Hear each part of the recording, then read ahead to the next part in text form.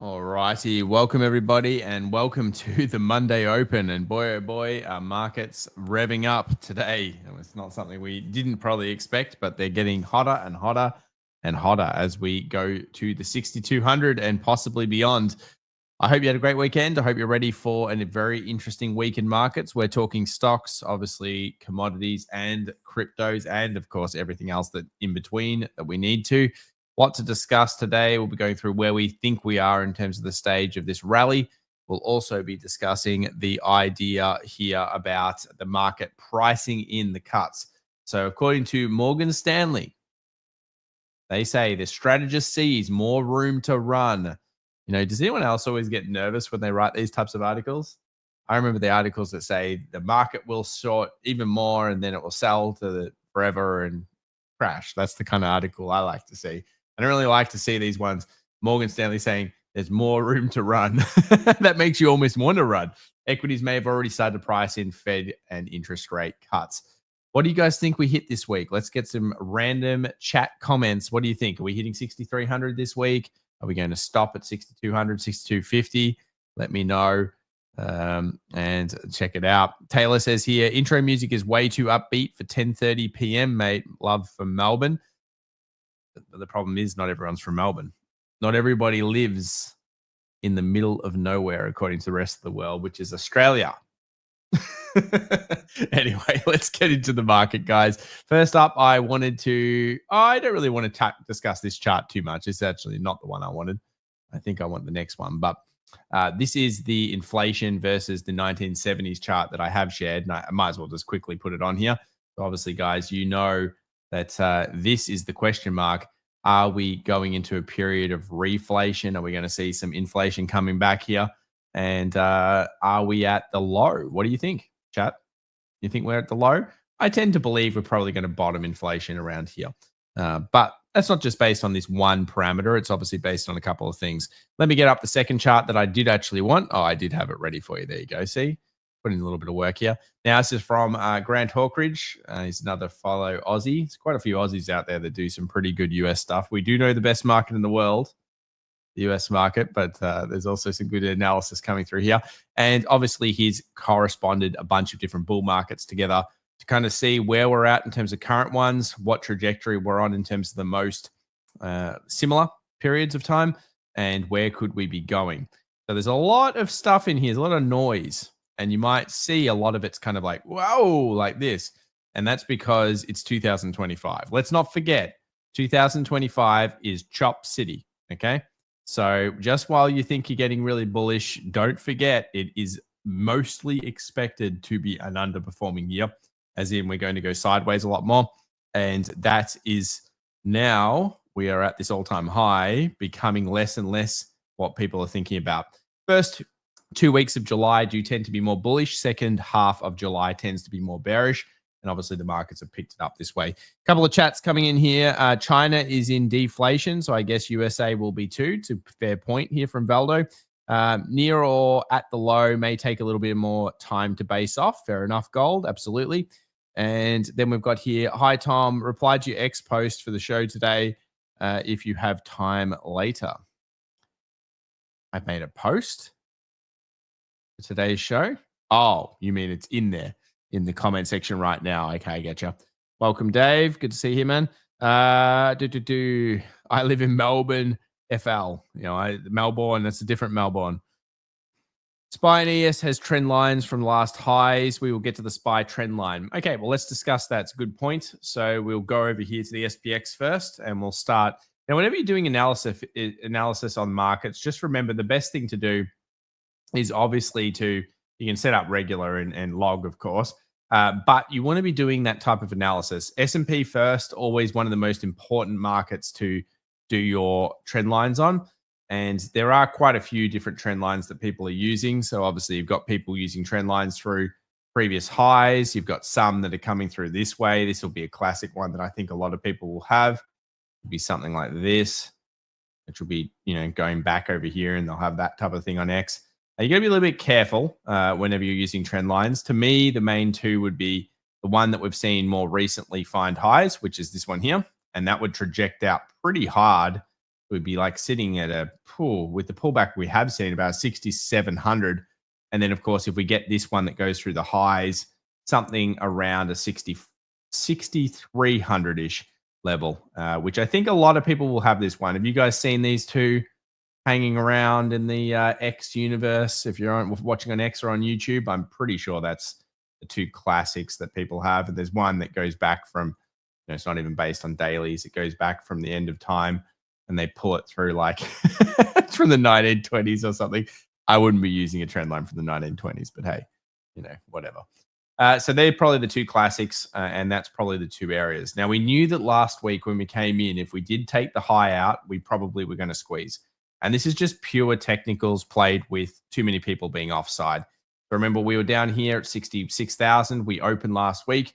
We took the low. We started rallying. We talked about the 60-20 in the live show. We hit 60-20. We shorted. We rallied back above that. It was all over. Once that happened, it was Bull Town City. And now we find ourselves at basically 6,200 this morning. So it's pretty big there. Welcome to the almost 1,000 people joining us here early. Thank you very much, guys. Make sure to give the stream a thumbs up if you can. It does help out. And somebody says here, buy Apple, I guess. It's one of the only megas not to go up much. There are reasons for that. The growth of Apple is pretty terrible. But I think probably the point where this market might have problems is likely going to be one of three factors, guys. One could be earnings season, which is, yes, it's going to come up again soon. The second factor, so that's number one. Number two, it's obviously Trump. Some kind of tariff on, tariff off. I think, and someone can correct me, the expiration is coming soon for the old 90 days. And while I don't expect them to come back, there could be something that comes in around those points. And obviously, the next one is some form of inflation, probably.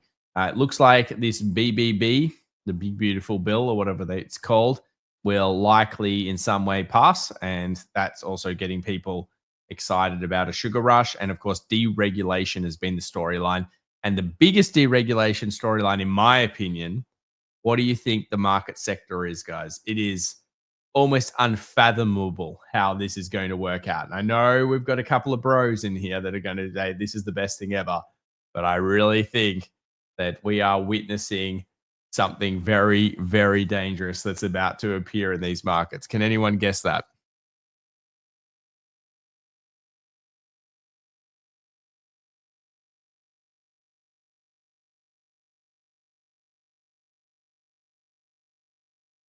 No worries. Thanks, Nathan. Appreciate it. Crypto financial, crypto danger zone. Yeah, those crypto deals. So, of course, we have, if trade deal isn't made, tariff deadline will just be postponed. Yeah. I don't think it's that I'm worried about. With Trump just going to, could be on, off, could be anything. So at the moment, the main things are earnings season, inflation, and ultimately you are correct. The debt issue that I'm having here is got to be crypto. I just feel like, guys, this is like, it's not that I don't love Bitcoin. I love the Bitcoins. We love the Bitcoins all day, all green. One of my three pillars against the issues of the world right now. However, I think that when you start lending against Bitcoin, volatile asset, and not forcing people to sell it, and also allowing it to be used for all sorts of different things, the new stable coins and everything, you got to be on the watch out, guys. It's wild stuff. It's a brave new world of financials out there. So obviously there's some things that I am walking up. This seems to be a trend line people have mentioned a few times, and I agree. It's around that level. Remember, you're not going to get it exact. People go and they try to make out they've got an exact one. Don't use it as an exact number. Instead, use it as a guide to possibly build a storyline. But once we start plowing through like we have here, then we tend to, possibly top off. And if it does keep plowing on through this weekly, the last previous close, then often there is more to come. So I wouldn't be surprised at all, considering the market's going to probably open bullish, that we may be able to rally even more to 63. This could be an area of something you might be thinking about, or at least concerned of. But guys, does anyone see a real bearish reason right now in these markets? Let's have a look at the chat. I'm going to read your chat. Give me bear reasons. I will have a look, see what we've got here. Thoughts on buying PLTR right now? with every dollar of cash I have. That sounds like madness. I want to feel something, he says. Air Radio. I'm going to have to highlight this. Air Radio. Air Radio, what's going on, man? We can't be having that in this community. I want to feel something. My goodness. That's not what I want to hear here at 6,200 in the Monday Open, guys. That sounds like some euphoric gambler action going on right there. Air Radio, I would say, maybe just chill today. Have a nice sleep, go to the gym, eat a big steak if you're a vegan or vegetarian, eat a nice vegan steak, and then don't trade. You can just, I just don't think that's the right idea buying PLT at this level. All right, here we go. So we've got unemployment coming through as a driver, potentially, absolutely. US can be dragged into another war, yes, but not traditionally something that would usually sell the market off here. Double top with the 2000s. So this is some kind of ratio, I guess. No one to squeeze. That's the only cloud. Yep, that's definitely an issue if there's no one left with shorts here. Trade deal looks messy, especially with Japan. I'm thinking a lot of them are, but again, not something you can probably predict straight away. But these are all good comments here. Military escalation is bearish. Again, we have shared quite a lot of those things, and that's not usually the way. And I think this is a great comment here, which is CTAs not buying. So that means commodity trade advisors, which we often have on the show. I will put this in the next video, are not actually purchasing up. They've kind of died off recently while retail has continued to purchase. Now, you would state, though, that retail is really smashing. So you guys are actually smashing this gain compared to hedge fund managers. They seem to be caught offside quite a lot. So, yeah, valuation, certainly a problem. Yep, all these types of things are happening. Japan carry trade ends in July. Thing is, indices are so big in tech, and tech just goes up, war or no war. Well, they are definitely a huge component. I think it's like 36% of the S&P or something is made up of 10 businesses or something like that. DeepSeek news on Japan carry trade pretty much came out of nowhere. Okay. But funds will want a better entry. They will. And that, I think, could be the real component of why we might sell off soon. I think funds will want a better entry. It's what they've traditionally done. So let's go back to some history here for a second for the S&P. We'll go back over here to the old 2020 line. I think that's probably the one that's most similar. V-shaped reversal, policy switch and change. Obviously, a couple of better pullbacks that did occur, but still not that significant. This was the pullback in time. We then took a high, squeezed, and then sold. And you may not think like that's much, but that is still actually a decent sell-off, about 10% in size, so certainly significant. It did go up a lot, as we know. That looks kind of similar. So at the moment, we're in this squeezing kind of period. We've just taken an all-time high. Everybody's euphoric. It's fantastic. So good. Similar period of time in some ways as well. July, August, September. We do know that Q3 often is where the problem is. So I would say that you need to keep caution to the winds. But if I'm looking at the markets right now, coming into today, there is just no reason at this stage to say this is going bearish. All right, guys. There's the new updated options high lows for today. Let's have a look at the 4 hour. Obviously well above everything. 2 hour, still holding that 20 moving average as it's been bouncing up. So we have a series of higher highs and higher lows.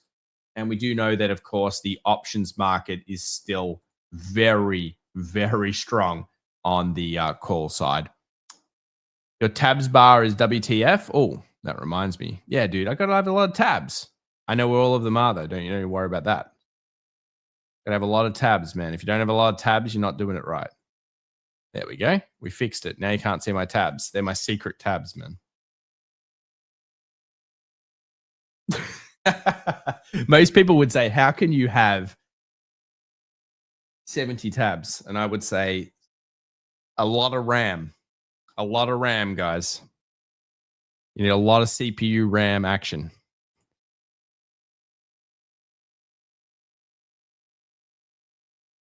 What options high-low indicator do you use? It's just calculated off previous day. How much RAM does that require? A lot of RAM. Do you think 6 will hit 50 WMA anytime soon? Think 6. I'm not sure what that is. Good morning, Tom. Can we have a look at some undervalued stocks in this market like Berkshire? I don't think I'd probably buy Berkshire at this point. I don't think it's really worth it. Anyone else in the comment section think Berkshire's worth it any more? I'm not really feeling like it is. Gotta love RAM. Yeah, we can buy RAM stock for my tabs. So it's pretty good there. That's pretty good there. Gold looking weak short term, potential downside targets. We'll look at it in a moment. So just again, US 500, pretty strong. Now, I do this macro show for our private community. By the way, if anyone's interested, we do have a special Independence Day. I guess it's Independence Day is that right, in Canada and the US on the 4th of July. And I think it's the 1st or something for Canada, maybe. We've got a sale linked in the pinned comment on YouTube if you're interested, or in the description if you're interested in any of the stuff we do. But the main code I'm looking at the moment is VO versus SPY or something similar. Well, not coded like that. And what I'm looking for particularly is whether we're getting mid caps. And you might notice here, we have not got any signs of mid caps coming in. So effectively, the market is really being run by really only a couple of sectors. Semiconductors, which we've been covering as the number one big tech side. Semiconductors, XLK. Okay, very good. Then we have memes. Okay, so the meme is the best, but the meme is the most dangerous. And then we have hypergrowth. And of course, I've often looked at hypergrowth as a combo, and my combo has been ARK-K versus SPY. And why I look at this is just because I think ARK-K has got a lot of 2021 stocks in it that all did well back then. You ever don't realize how much overperformance hypergrowth went through. This probably in my career that really started back in the mid 2000s is the craziest hypergrowth time I've ever been part of. It was so crazy, like 1,000 times forward. People forget 1,000 times forward. It was hype. It was absolutely insanity. And people were totally derp about it. So yeah, that was probably the craziest period. But you've got to think of it as right now, they're still kind of cheap. And that's actually like a basing pattern. And when I say kind of cheap, they're just cheap based on ratio. So they're not actually cheap companies. Most of them make no money, but that still has the possibility of getting kind of wild. I'm not saying it's going back to 2021, 2020 period. It's not. But certainly this has been helping kind of get the market into gear and certainly working through. And the other one has been semiconductors versus SPY, which continues to show us just strength on strength on strength. And, to get back to the crazy ratios, we're going to a 0.49. There's a bit of uptick there still to get that kind of level here. Hi, Tom. I bought Nvidia on the dip and was going to sell at 155. How do you know when to sell? It looks toppy. So what most big fund managers do is they slowly reduce their position if they believe it's overvalued. So they start clipping. So I always say, like, one of the mistakes I made, don't make this mistake, guys, is I, at one point in time, made Bitcoins. Okay. And you might say, how'd you make the Bitcoins? It must have taken ages. Not back in the day, guys. I made Bitcoins when you get 1 to 2 Bitcoins a day, pretty much. And it was not hard to get a Bitcoin. And they were not worth very much. Let's just say they were worth like $5 to maybe $10. So it was back in the day, yeah. And what I chose to do, which was dumbass, okay, in hindsight, dumbass, was I chose to sell those Bitcoins, which I had, which was quite a lot of them, for a cheaper price than I should have. And what I did was I went over and I said, there's a great stock over there. It's called Apple. I think I might buy some Apple shares, because I loved Apple back then. I thought the iPhone was the best thing ever, and it was going to smash everything in the competition, which it did. And Apple was going to become a really big business, which it was. It's just that over here we have basically the best investment of all time. and that was a bit of a mistake. So what that actually taught me back in those early days was that, you really should descale at least your investments and consider what the upside of something is. So like Apple has a theoretical upside. You can kind of see that it's, it's possible one day it could hit $10 trillion. I mean, who knows? Money's probably going to be worthless eventually. But it's still stupid. Yeah, you wouldn't think it's going to ever get much more than that, and that's still a wild concept. So Bitcoin, I could, people say, could you see it at $500,000? Sure, it's possible. I mean, anything's possible. The thing with Bitcoin is it really is possible. So because something's possible, you should therefore keep it. But to answer the question on Nvidia, it's not so much this wild version here, but what it does tell you is that when you're holding a position, have a plan and then start to descale the position as you go through the plan. So at the moment, Wall Street's upgrading Nvidia to $250 stock. They're probably delusional. They've been sitting with it at 180, 175 for ages. So what might you do? Well, you might say, okay, well, at the moment, it's clean skies above. Maybe I want to hold the position and rally it with some kind of trailing stop. So if you want to do that, then that would be, pretty okay. And what you could then do is you could say, well, what has been a pretty good indicator? So guys, can anyone see here maybe what I would consider trailing Nvidia with? What do you think? It's plain as eyes can see. If you really want to sell Nvidia, you can sell calls a bit out of the money instead. That's correct, JL. You can certainly do that. So that's a good way of kind of force selling it and at least receiving a little bit of extra premium on the upside, especially if the implied vol is high. Can you have a look at gold? Sure will.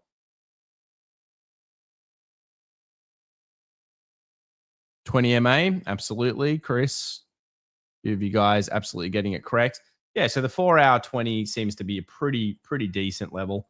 And you can see here it's hit quite a lot of times and continued to be at least a decent rally level. So it could be like a pseudo trail. I mean, obviously make your own choices and decisions. Another thing you could do is use fib extensions. You could do a couple other things as well if you want to, but you can even look at call walls. So if you watch the daily show, sometimes I share Nvidia every day. And if there's like a really huge call wall and it sits at like 175 in the future or 170 or something, then maybe that's where you would do a clip. So these are just a couple of ideas along with you could do a covered call as well. Trail 149 Nvidia. Yep. Under 150 MA. Yeah, all these things obviously make some sense.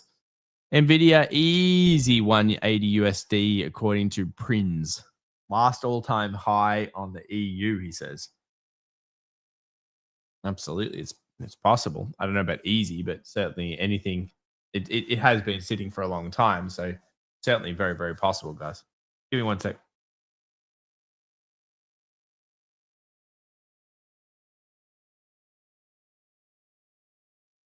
Okay, so let's take a look now at the next bit, which is, of course, we know the US 500 is rallying. We know the NASDAQ, therefore, is rallying against it. Use the US 500 areas. That's usually best. And the next thing we want to look at is probably gold, because gold has been a little weak, and that's because the market's been rallying up. It's been risk on. Gold is a bit of a geopolitical hedge. I do think it's oversold. I do think it's going bullish. I'm bullish on gold. But at the same time, I wouldn't add new positions at this stage. And the reason is quite simple. We have no technical bid just yet. Now, what I like to do with these is often run fixed ranges through them just to get a bit of an idea of where the most traded zones are. And we just hit the value area low. So we're kind of on the bottom end of where I would guess funds have been purchasing gold. So this is kind of like where funds go, oh, it's cheap. Okay. So think of this as funds say, it's kind of cheap right now. I might want to hold a little bit of it. And yeah, possibly this could be a good level for us to get into the golds, into the good stuff. But maybe even central banks are looking at it saying this is cheap.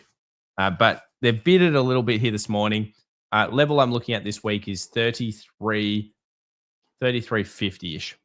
So that's going to be the area that I'm pretty much looking at fairly closely.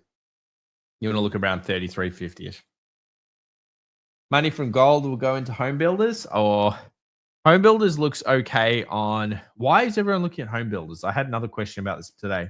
Look, I'm not a fan of home builder investments. I think home builders is shot as a sector. It's actually a big problem for me. But at the same time, the main thing here with home builders is that it does have a base pattern on it at this stage.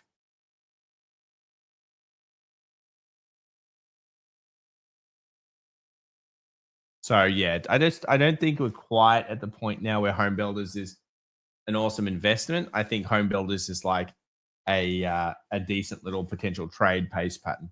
All right, let's have a look at this next section, and you can see here that yeah, with gold, the big key is going to be 3350, and I like this. I like this level, but I don't see a bid yet that's strong enough. Now, if you're a day trader, if you're someone that's scalping, you may already like this today because you're going into smaller time frames. You're going to like the 15-minute, and you can see here that we've got a small change of trend.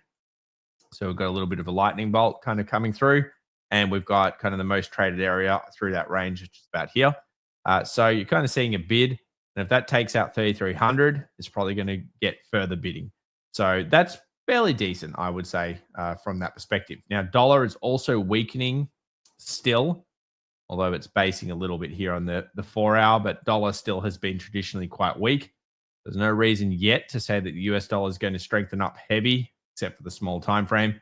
So really, it's still kind of like, you know, more bullish towards something like silver, something like gold. And I don't mind silver's action here today. I think day traders will also like silver at around these levels. Yeah. So this is really those areas that I think you want to be like kind of going, okay, well, if silver's going to find a bid, it's going to find a bid right around here. Welcome to almost 1,800 people, guys. We are in a squeeze at this stage. As we reported last week, once we broke 60-20, 60-60, the SP 500, well, unfortunately for bears, I guess, but fortunately for bulls, hopefully you are one of those, has been continuing to squeeze, climbing the wall of worry, climbing all of the news. And it's amazing how you can go a week or two ago, or maybe even 3 ago, and probably most people thought that the end of the world was about to come. And now we're suddenly sitting here and everyone's euphoric saying we need to buy everything. And yeah, 6,300 is going to be a bit of a test, I would think, for this market. So I like silver. I like that big rejection here on the 4-hour. The 2-hour also looks like it's trying to do some recovery. Another big break above this, which is around 36.20. I think that would be quite strong for silver. Hopefully it can find a proper bid, and that would be quite nice indeed. Bitcoin still struggling around that 108 level that we spoke about in the weekend bid. It did break high. Look, everyone's bullish Bitcoin. I don't think I've seen the activity on X, on YouTube, in crypto as excited as it is, considering the prices of a lot of these cryptos still, over the weekend. The weekend, was everyone seeing that? Was I just delusional, or was I seeing a bunch of recommended videos to me that were like, yeah, the next XRP's back, baby, or something about XRP, something about Ethereum, something about Bitcoin, something about this, that. Seems like people were absolutely loving it.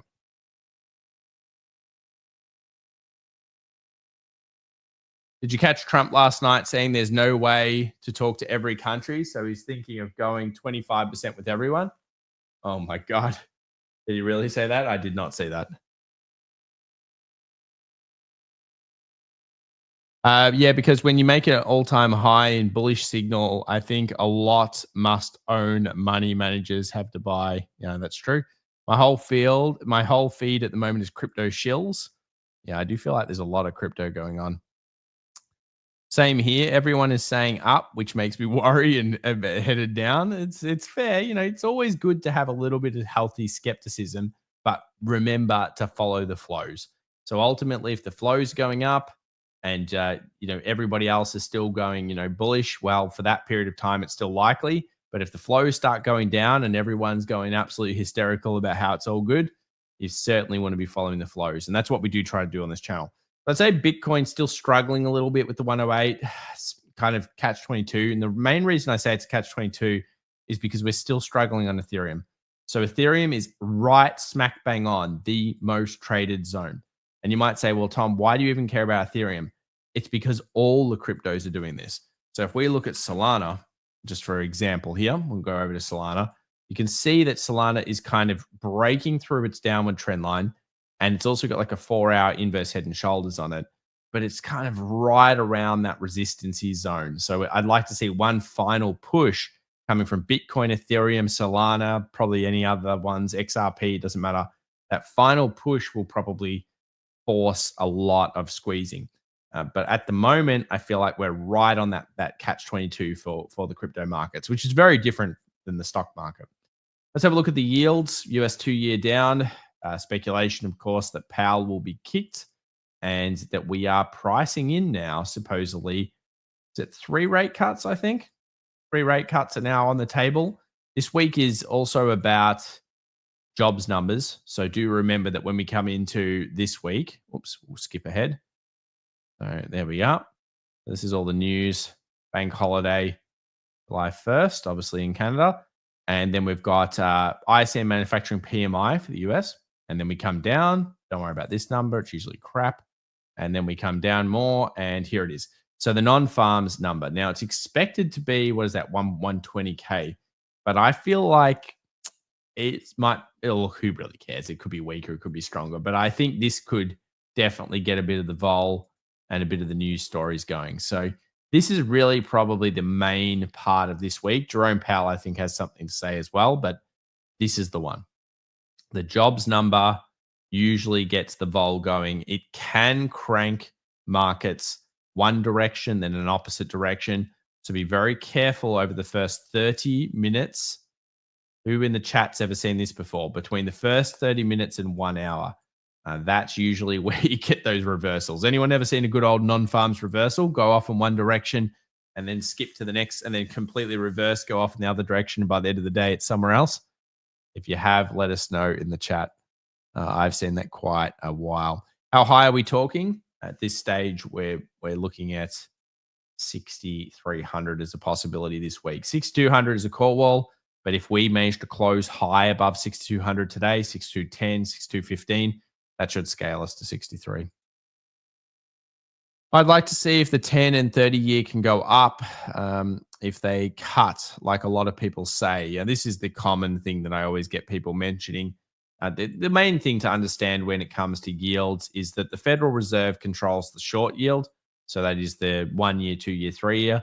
And the market controls the long yield, which is the 10Y, 20 year, that kind of thing. In general, I would say the market is correct more times than the Fed is correct.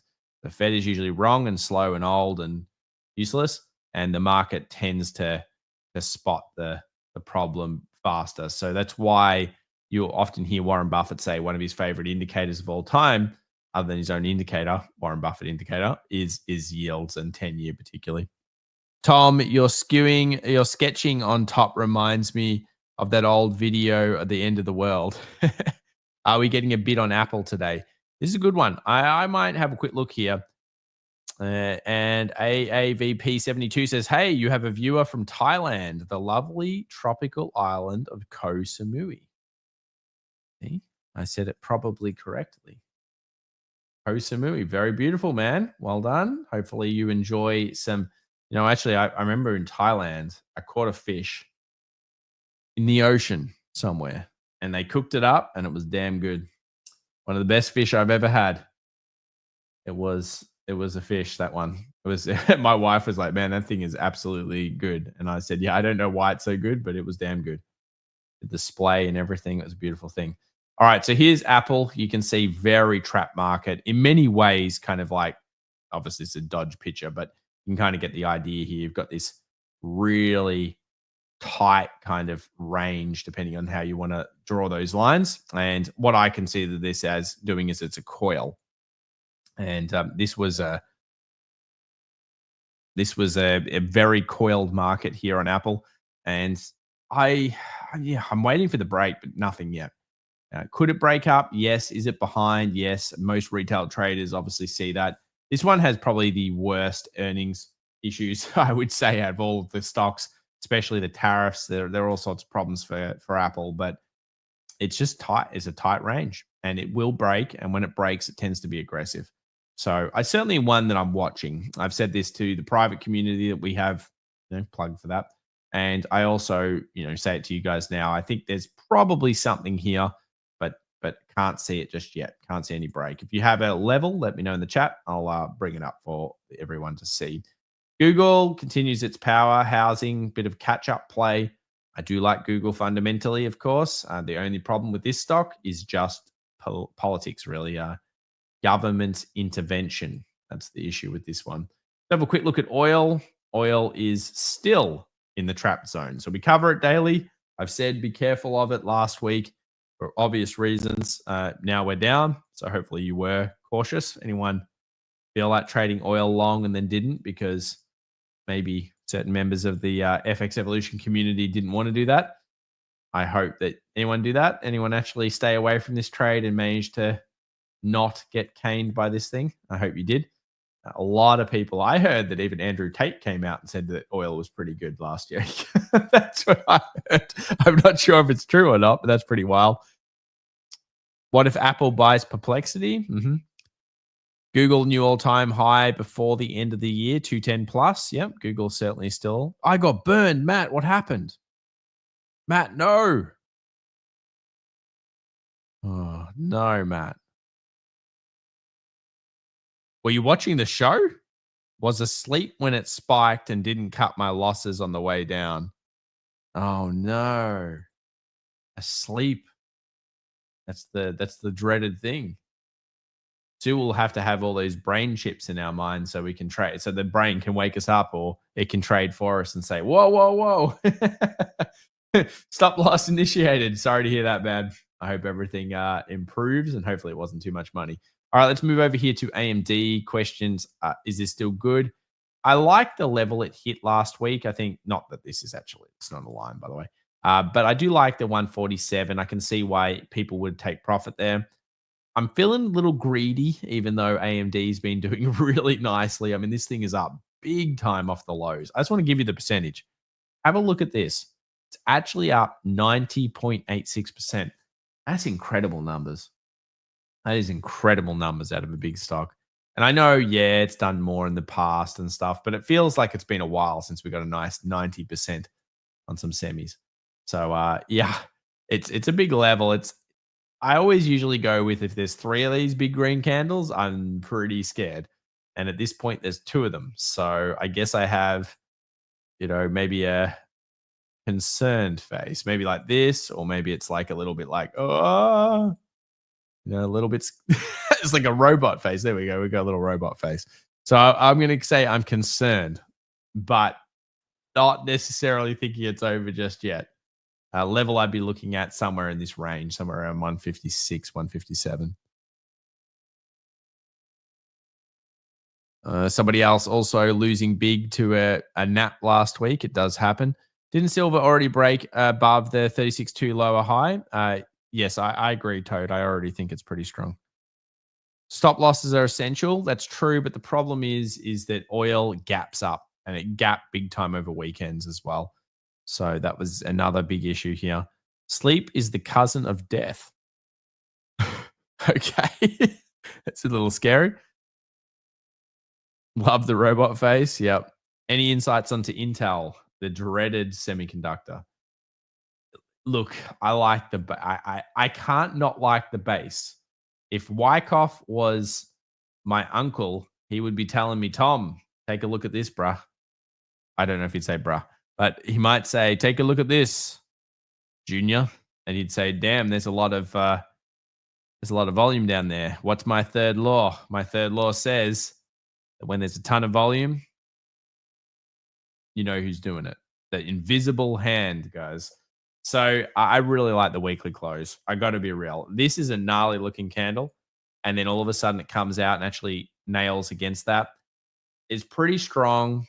This kind of stop losses have to be below here or here. Obviously, your first reward's around 26. The stock sucks. Like, it's terrible. It's crap. But you can't deny that volume. It has been sitting for so long. And I have been looking for the $30. You can see it here. I want the $30. Look, what's wrong with the $30? But I know it's junk. So when you're in a momentum-based market, the junk doesn't tend to move that much. But I do like last week's close. Intel has huge debt. Oh, I don't think you want to look at the fundamentals. It's a value trap. Yeah, pretty much. That's exactly the general thing here. Hi, Tom. 8:12 p.m. here in Thailand. Almost missed the stream. It's not even late. It's 11:13 p.m. here. But welcome, welcome. Probably eating one of those delicious fish while you were late. Intel equals drone warfare. Yeah, what are the bull cases on Intel here from a storyline perspective? Probably needs a good storyline. Mr. Redabar says, I'm loaded on Intel. You must have loved last week's close then, man. That's pretty good. Hi, Tom. What do you think of XYZ? XYZ. That is block. I think that Jack Dorsey, if he's still the CEO of this thing, I think he's sleeping. I think he doesn't care. I think he's just chilling out, having a great life. And I don't blame him, frankly. But yeah, I don't like this stock very much. I think that they overpaid for Afterpay. I think that it's not really got the moat anymore. I don't even know with the new world of wonderful crypto. I'm not even sure if this stock is competitive. I mean, we don't really use it here in Australia other than the Square payment system. Obviously, you guys in America use different versions that this company has. Am I wrong in thinking that the game's changed a little bit here with these payment companies? I feel like the moat's like very low, especially with crypto coming in. Sell puts at the price you want to buy Intel at. That's big brain idea, but only if the implied vol is high enough. And obviously, you have to be cash covered. And obviously, make your own decisions on that one. Block's earnings weren't looking too good. Yeah. They have Cash App. A lot of people use Cash App. Yeah, I understand, but it doesn't seem to be moving that much over the last couple of years. Hi, Tom. Do you think TLT has potential after a year 4 bear market? Yes, I do think that TLT will have potential. You got to think of treasuries as what's going to happen in the future. So the main thing that you have to believe, and I guess I asked this to a poll. It's a great poll question. Let's ask this in a poll. I want to ask. Here we go. Let's do this. Start poll.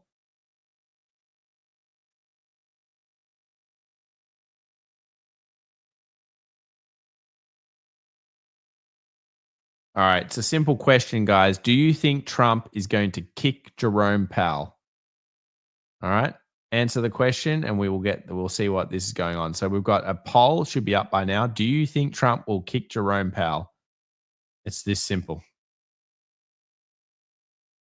And then we're going to go against everybody. So whatever the one is that says like, a certain percentage, if it says no, 55, 70, I'm going to say it's yes. If it's yes, 55, 70, I'm going to say it's no because we know to go against everybody. Yeah. Man, you're close. Why are you so close? Why is everyone so close? I thought this was clear cut. It's not clear cut, clearly. 55% of you are saying no right now. Really? Am I tripping?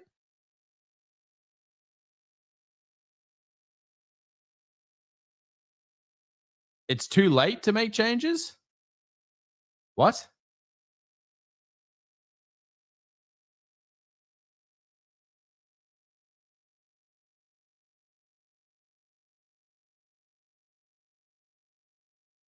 Not allowed, but Trump loves. I thought you get to nominate. Well, anyway, I might need to do just a little bit of chat GPT later just to make sure I'm aware of all this and make sure it's all correct. But yeah, I'm pretty sure. I'd have no idea how this is so close. I guess you guys are getting me on a technicality here. It is 56% no. Wow.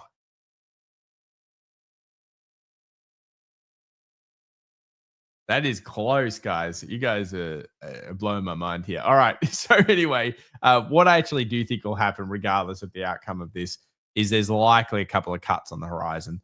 And that, of course, is getting a little bit tasty for treasuries. Also, everyone is so bearish on treasuries. Like, I mean, everybody thinks that they're all going to explode. The US can print more money than everyone else. And let's be real, Japan prints so much money, it's out of their control anymore. What's going on, and they're still getting away with it. So somehow it's all holding together. We talked about this break being serious a few weeks ago. So far, it's done almost nothing.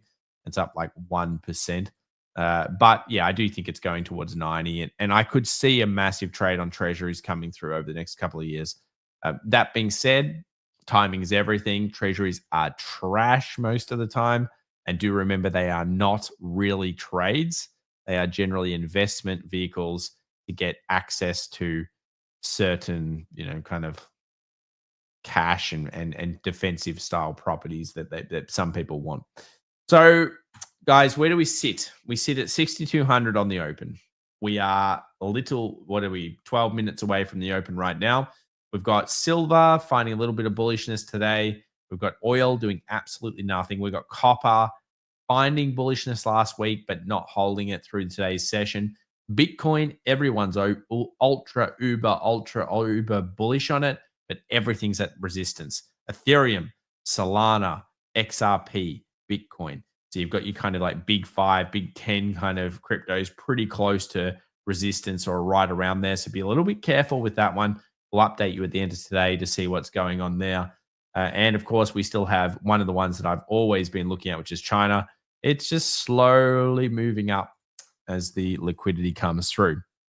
As the latest reports, President Donald Trump cannot legally fire Jerome Powell from his position as Federal Reserve Chair before his term ends in May 2026. So he can then fire him in 2026, correct? So I thought he could kick him in 2026. Am I totally wrong here? You guys are just getting me on technicalities. Nominate a bearish Fed Powell. Powell is till 2026. Yeah. All right. Well, we're going to go with this. Might be a technicality. We'll end the poll. 56% of you said no. I'm going to say yes. I'm going to say yes. He can appoint someone else, not really firing. All right, you guys. Seriously, technicalities. You know what I meant. He's going to appoint someone else. Okay. Can I not call him fired still? So as of May next year. You said simple question. It is simple. It's just everyone's getting me on some technicality. We use the word fired. Look, has anyone watched the show Apprentice? I thought that's the word we have to use, fired. Should I move to Japan? Well, they have very good seafood and it's cheap. And if you have US dollars, you're rich. You just get off the plane and you say, hey, everything's 50 cents. I have US dollars. Everything's 50 cents, guys. It's easy. You go to the 7-Eleven, you buy sushi, 50 cents. You buy a scallop, 50 cents. You buy chopsticks, 50 cents. I'm telling you, Daiso. US dollar is super powerful in Japan.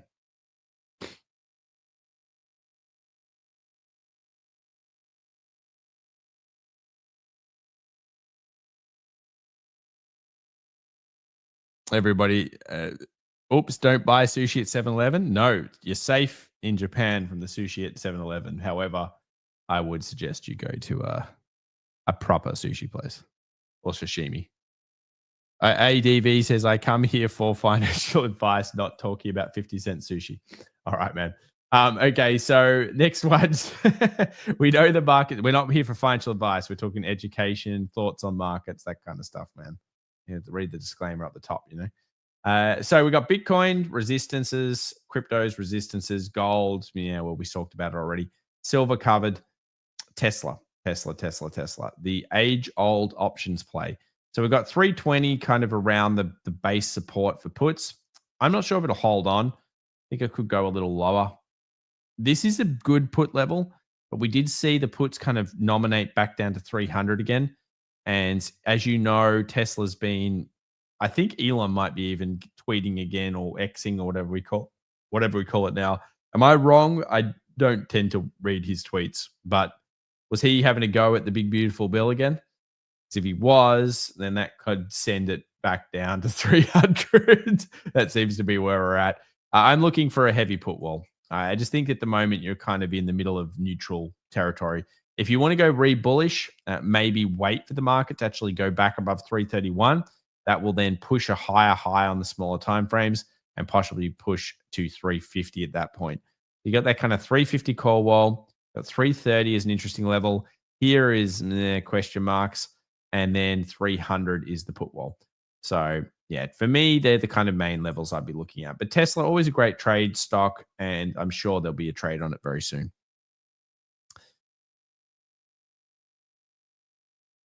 Is eating. 50-cent sushi is financial advice. There you go. What happened to the what's the most traded zone on Apple at the moment? That's a good point, but I think it would be right around the current price. As you can see, a lot of consolidation there. So we grab this most recent range, we're going to, yeah, right on it. Look, you didn't ever needed this particular tool. It's just been helpful to visualize stuff.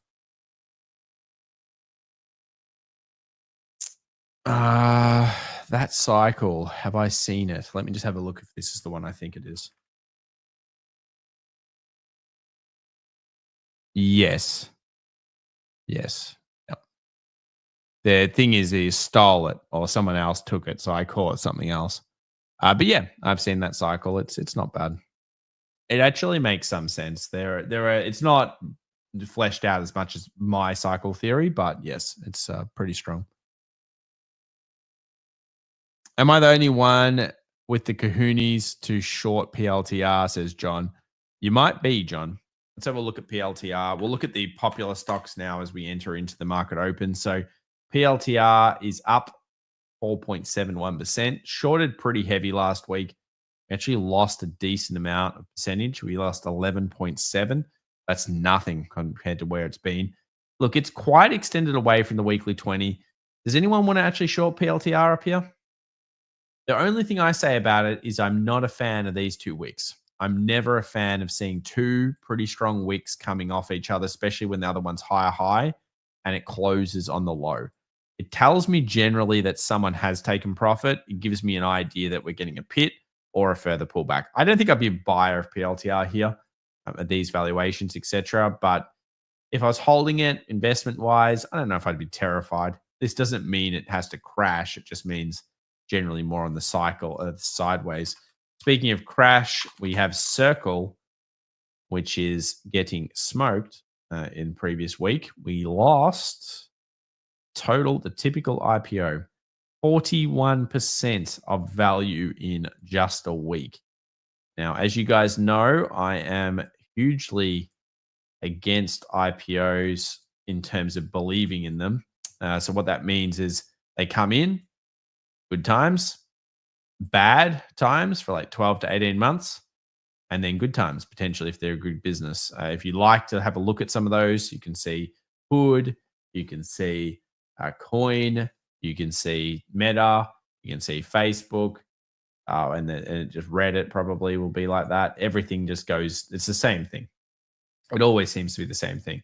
Now, I do think Circle will get a bid. I just don't know if it's going to have to go 160 first. That's a big sell. That you got to remember what took it up here. Buyers. This is an aggressive sell that doesn't have any real rallies. So people are going to be super caught offside. But generally, there is a rally in it. And then I think it's going to fall over. What do you guys think on Circle? Am I right?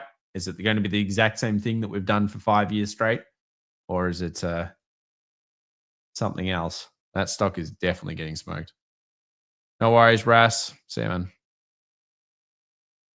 Weeble. I hope it to be back to good times soon. Yeah, what happened to Weeble? I heard it was like really low. Bull. Geez, I tell you what, this came out strong, hey? Look at it go. Oh. Yes. Yes, 40. Or 50. Oh, that's not good. Okay, there we are. So this person up here will never get their money back. 79.24. That is a tax write-off if ever I've seen one. Oh my goodness, that's bad. Oh, yeah, but that was 2021 for you, yeah? Is this 2021? Wait, this isn't 2021, it's 25?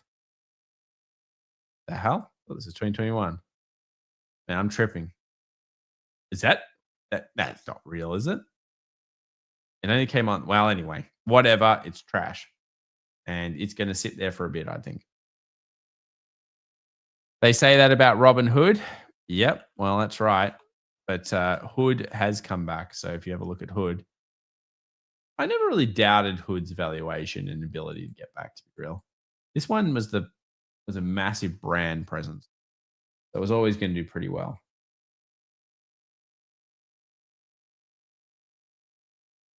Geez, it was a beautiful base. Kind of wish I held more of this. This is actually doing better than I thought, but it's back. And look at that. Crash, base off, similar thing. So just remember that is the general IPO rule.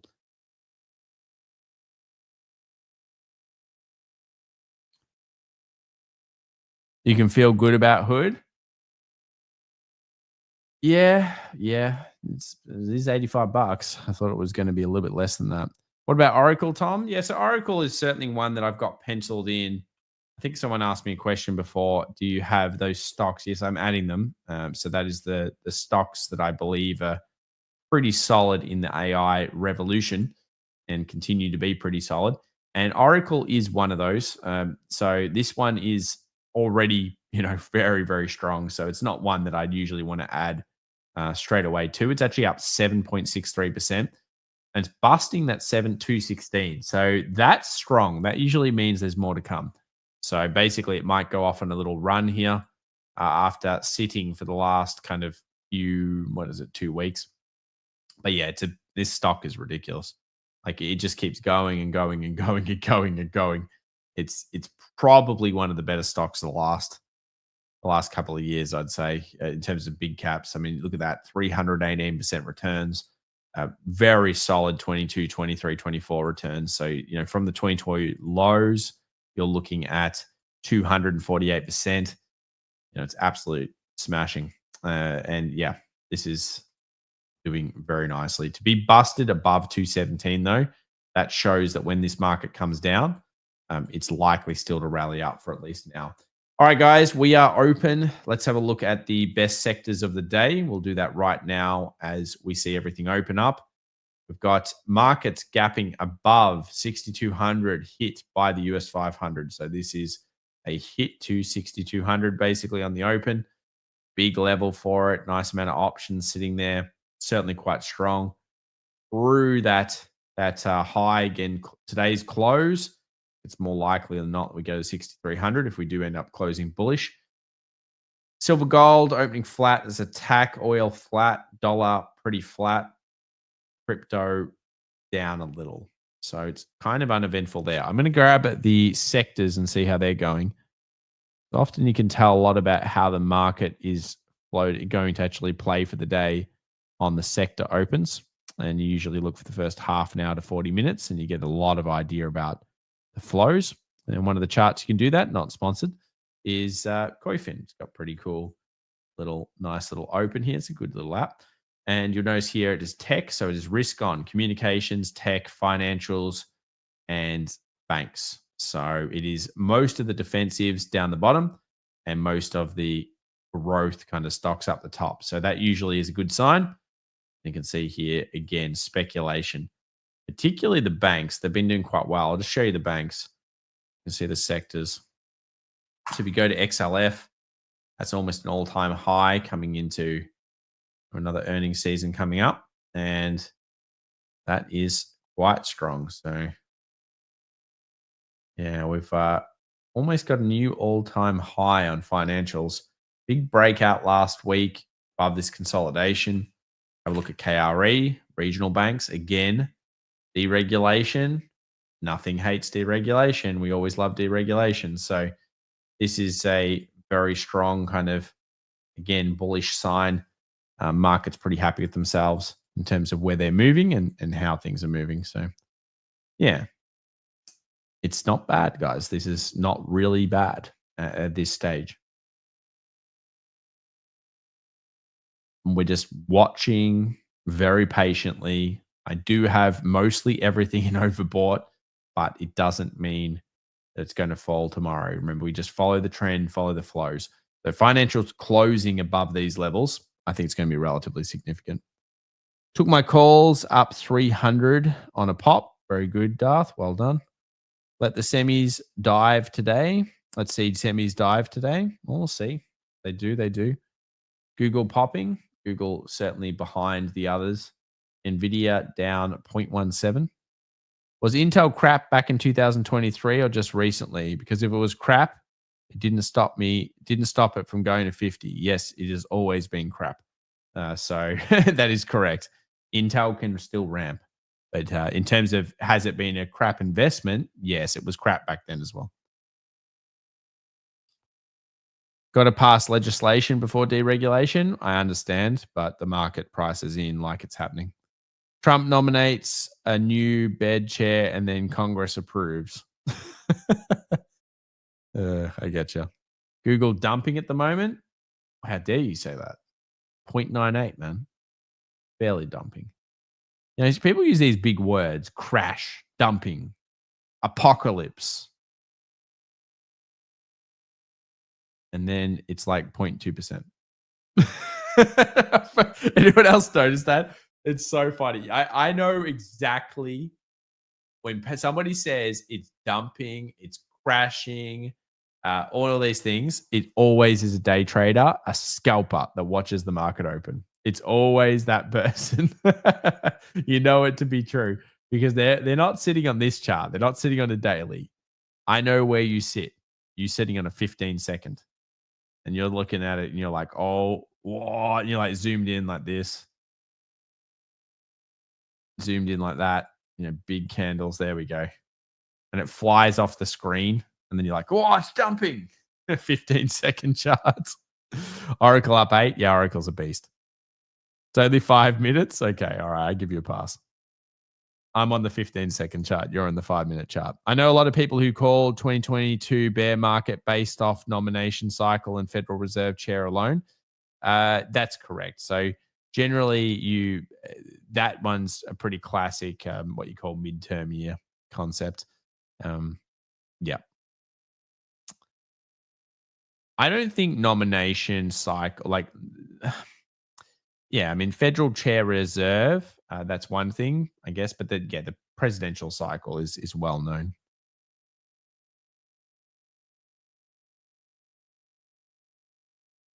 One-minute chart or nothing. We're on 15-second charts here. So, guys, I guess the story today is still risk on. We've opened up pretty strong on the stock market, but not so strong on some of the others. You can see here there are some weaknesses here, even though tech is up. And if we scroll through, we've got a bit of VIX up as well. Look, it's one of those weeks where I would be still bullish. I'd be cautiously bullish because you've got to be. But the market, especially that news article I showed you at the start, it looks like a lot of people are in. So I actually haven't looked at the latest survey report, but I'm assuming retail's pretty heavy. And obviously with articles like this, I mean, these are the most popular articles just here on Market Watch today. How the Supreme Court just juiced SP 500 winners and turbocharged your 401k. The stock market is hitting records. 3 reasons why top Morgan Stanley strategist sees more room to run. If it's in the press, it's in the price, guys. It's never a good sign. You know, I don't like this stuff, so I'd definitely be more cautious here. A stock market melt up may be the biggest risk facing investors, say this strategist. And inside quantum, and then finance makes me break out in hives. What? Oh, man, these articles sometimes. All right, so the most popular are all bullish, and then somebody breaking out in hives with $240,000. So there you go. I'll get you the other articles. Let's have a quick look here. I just want to see how bullish exactly these articles are today. We'll use a quick FinViz screen and just have a look here. All right. We have the screens. We've got stock markets. Dow rises. NASDAQ builds on records after Canada caves on digital tax. Oil traders expect 4th bumper OPEC oil supply increase. We're not paying attention to that. Blackstone sees 2.5 billion valuation, whatever. UK tightens steel import tariffs. Yeah, well, it's not like a bullish across the board, but I tell you why that Market Watch was ridiculous. 4 bullish articles and 1 about hives. That probably does tell us what we need to know about the markets today. How high are you on the bull bear scale? Am I on the bull bear scale? Ooh, what time frame, man? Current, when I thought we'd hit an all-time high, which I was pretty happy with, I'm not unopposed to this thing. I'd like to see this thing go to 6,300. I think it makes the most sense. Those trend lines we drew before do make the most sense. 6,300, hit that level, maybe see a little bit of weakness coming through, and then we'll go from there. I think we used the SPX before. Tom, before you give an opinion on SPY getting to 560, can it get to 560 again? Yes, this is something I'm still playing with the idea of. So originally what I thought were there were two choices to get to 560. So obviously there's here and there's kind of this one here. And this is why I'm leaving you with guys today. So you've got your trend line that I've drawn through previous highs. And you've obviously got your overbought market, which is new all-time high. And we have this as a very concentrated level. So that's that 5,660 zone, gap fill, etc. Look, it makes a lot of sense, but the problem is that weekly 20s are notoriously good at holding these markets up, especially when they're bullish. And the weekly 20 currently is at price 58.68. I think it's going to take a catalyst. I think that catalyst has to be one of the ones we spoke about. Some form of weird inflation that comes back, earnings season, really weak jobs numbers are possible, or Trump just saying something to put tariffs on everyone again or something, new tariffs that increases. Without that, the market is currently loving AI. It loves deregulation. It loves, obviously, interest rate cuts, and it loves the sugar rush of tax cuts. So you've got those kind of three factors in. Ultimately, I think some of these won't end up very well. If you haven't read on it already, go have a look at how crypto is going to be used to write debt in the future. If that continues, I think a mixture of crypto and MSTR, as in these two factors. Oh, I just think it's bad. I just think it's I'm all good on the markets. It's all good. But I'm telling you what, I don't know if I'll be levered up. I'm already not levered up, but I think that I don't want to be levered up anymore. This is bad. There's just no two ways. Is this good? Someone tell me the bull case for why crypto being lent as a debt asset against other assets and MSTR are both good bull case scenarios in terms of not those stocks, not those cryptos, whatever. I'm saying, is that really a good idea long term? And I think history will tell you it's probably not going to be one. And I said the same thing in 2001 when everyone was buying 1,000 PE stocks. And I said, yeah, this is going to crack. And it's going to crack relatively soon. This one, I don't think is cracking relatively soon. I think it's got a bit longer in because it hasn't even started yet. We haven't even got this one yet. MSTR is a Ponzi. This whole thing is. I laugh because I just wonder if that's getting. I knew GameStop was going to get a film. I think MSTR and crypto getting a lens is going to be on a film. How about quantum stocks? You got to pick? No, I don't. All those stocks are momentum based. I just TA trade them. There is not a quantum investment stock for me at this stage. Waiting for Bitcoin backed paper currency. I've heard you follow M2. I've heard back follows M2 supply. Yeah, M2 supply is obviously, very important. There are other metrics you use. But yes, with Bitcoin, I think what you mean is Bitcoin follows M2 supply. That is the classic one that everyone knows about now. Look, it makes sense, but I'll say that gold also follows print supply or liquidity supply. And sometimes it can sit doing nothing for ages. Like, it's very important to note that while it's not wrong, it can take a little bit longer than you think. So, yeah, I think MSTR at the moment is $107 billion market cap, by the way. I'll just show you guys. And I'm not saying you can't trade it. I'm not saying you can't invest in it. You can do whatever. I mean, this is a genius concept in terms of it's working and people are buying it. And it is absolutely hitting that section of the market. It hasn't gone off on a massive tear again, but this is now worth $105.73 billion. And this is not the only one. We obviously have many different players in this segment now. So this is going to be this and everything we're seeing with deregulation. Let's just say one thing, guys. It's going to be a wild couple of years. If you enjoyed today's show, make sure to subscribe. Make sure to smash the like button. We've gone through. We've found a bit of bullishness. We've found a bit of neutrality. And we've obviously found a couple of good stocks.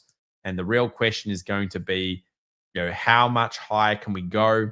Can we get that extra 100 points in before we find any type of pullback? This week is jobs numbers, guys. Make sure to stay tuned for that. We'll be updating you throughout the week as we see more data. And just remember that markets need everyone to be involved.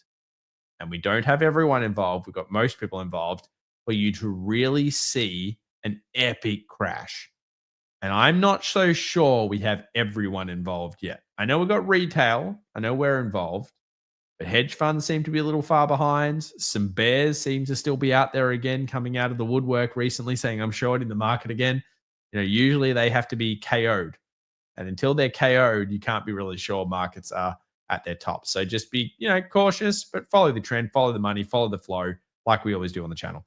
Thanks so much, guys. We'll see you at the close. And I'm looking forward to this week. I'm really looking forward to the TA. It's back. There's a lot of decent trades out there, a lot of great stuff. Next week, tune in for the Monday session. I will have a couple. I'm going to add a new show section, which is going to be like my TA of the week, which will be like 3 or 4 pairs where I'll just kind of break down some nice TA and we'll do a bit of education stuff together, along with looking for some cool setups. Obviously, that would be cool. Very good, guys. We'll catch you later. Bye for now.